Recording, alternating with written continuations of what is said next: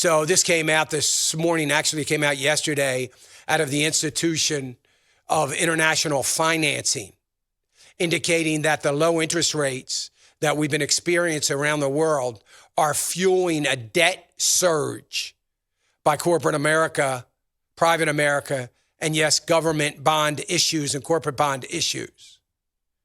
And that seems to be the case around the world. Listen, it is just over $270 trillion, $270 trillion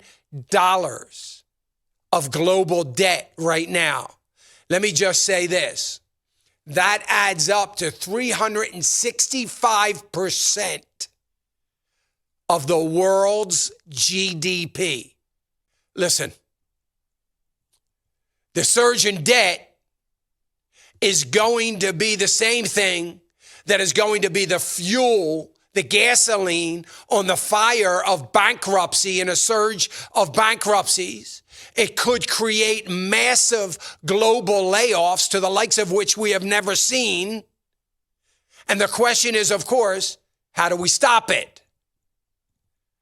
Well, the first thing that we have to do in order to have any hope whatsoever is stopping it, is to make sure that from an American perspective that President Trump remains in office. He has to remain in the White House if we are going to have any hope. An Obama-like administration of Biden, or a worse situation like a Harris administration, which would be by June, is going to fuel the flames of inflation.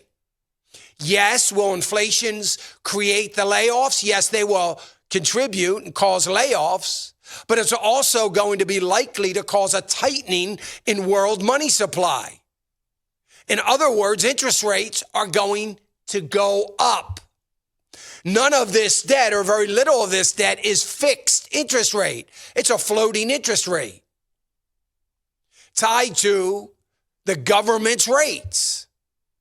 If interest rates go up, which they will, and I'm talking about something that's a far cry from Jimmy Carter hyperinflation years. I'm talking about just the normalization of interest rates. It's going to create a dramatic spiral downward in our economy. Now, the criticism I will get today, and I have been getting for a very long time, is that I will get criticism that, well, you're placing far too much emphasis on the re-election of one man to keep this catastrophe from happening. No, I'm not. My argument is this. I'm not emphasizing one man. It is the emphasis on pro-growth, pro-worker, pro-lower unemployment, anti-regulation, anti-higher taxes, anti-bigger government, and strong fiscal policies that this administration, the Trump administration, is going to continue to create. And as a result of creating an environment in Washington for this pro-growth, we can save America and consequently go a long way to saving other countries' economies, because as we go, so they will go.